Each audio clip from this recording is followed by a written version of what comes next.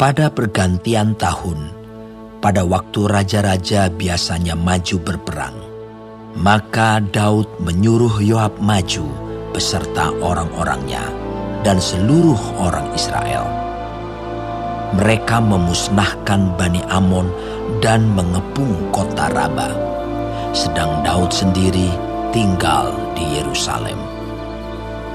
Sekali peristiwa pada waktu petang, ketika Daud bangun dari tempat pembaringannya, lalu berjalan-jalan di atas sotoh istana, tampak kepadanya dari atas sotoh itu seorang perempuan sedang mandi. Perempuan itu sangat elok rupanya. Lalu Daud menyuruh orang bertanya tentang perempuan itu, dan orang berkata, "Itu adalah Batsheba binti Eliam, istri Uria orang Het itu." Sesudah itu Daud menyuruh orang mengambil dia. Perempuan itu datang kepadanya. Lalu Daud tidur dengan dia.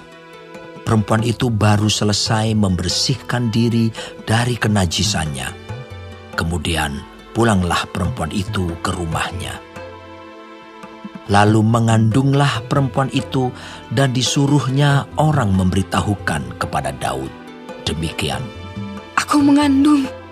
Lalu Daud menyuruh orang kepada Yoab mengatakan, "Suruhlah Uria orang Het itu datang kepadaku." Maka Yoab menyuruh Uria menghadap Daud. Ketika Uria masuk menghadap dia, bertanyalah Daud tentang keadaan Yoab dan tentara dan keadaan perang. Kemudian berkatalah Daud kepada Uria, "Pergilah ke rumahmu dan basuhlah kakimu."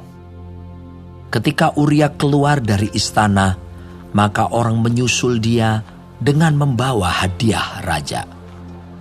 Tetapi Uria membaringkan diri di depan pintu istana bersama-sama hamba tuannya dan tidak pergi ke rumahnya. Diberitahukan kepada Daud demikian. Uria tidak pergi ke rumahnya. Lalu berkatalah Daud kepada Uria, "Bukankah engkau baru pulang dari perjalanan? Mengapa engkau tidak pergi ke rumahmu?" Tetapi Uria berkata kepada Daud, "Tabut serta orang Israel dan orang Yehuda diam dalam pondok. Juga tuanku Yoab dan hamba-hamba tuanku sendiri berkemah di padang. Masakan aku pulang ke rumahku untuk makan, minum, dan tidur dengan istriku? Demi hidupmu dan demi nyawamu, aku takkan melakukan hal itu." Kata Daud kepada Uria, "Tinggallah hari ini di sini. Besok aku akan melepas engkau pergi." Jadi Uria tinggal di Yerusalem pada hari itu. Keesokan harinya, Daud memanggil dia untuk makan dan minum dengan dia, dan Daud membuatnya mabuk. Pada waktu malam, keluarlah Uria untuk berbaring tidur di tempat tidurnya, bersama-sama hamba-hamba tuannya. Ia tidak pergi ke rumahnya. Paginya Daud menulis surat kepada Yoab dan mengirimkannya dengan perantaraan Uria. Ditulisnya dalam surat itu demikian, "Tempatkanlah Uria di barisan depan dalam pertempuran yang paling hebat. Kemudian kamu mengundurkan diri daripadanya, supaya ia terbunuh mati." Pada waktu Yoab mengepung kota Raba, ia menyuruh Uria pergi ke tempat yang diketahuinya ada lawan yang gagah perkasa. Ketika orang-orang kota itu keluar menyerang dan berperang melawan Yoab, maka gugurlah beberapa orang dari tentara, dari anak buah Daud. Juga Uria, orang Het itu, mati. Kemudian Yoab menyuruh orang memberitahukan kepada Daud jalannya pertempuran itu. Ia memerintahkan kepada suruhan itu demikian, "Jika engkau sudah selesai mengabarkan jalannya pertempuran itu kepada raja, dan jikalau raja menjadi geram dan berkata kepadamu, 'Mengapa kamu demikian dekat ke kota itu untuk berperang? Tidakkah kamu tahu bahwa orang akan memanah dari atas tembok siapakah yang menewaskan Abimelek bin Yerubeset? Bukankah seorang perempuan menimpakan batu kilangan kepadanya dari atas tembok, sehingga ia mati di Tebes?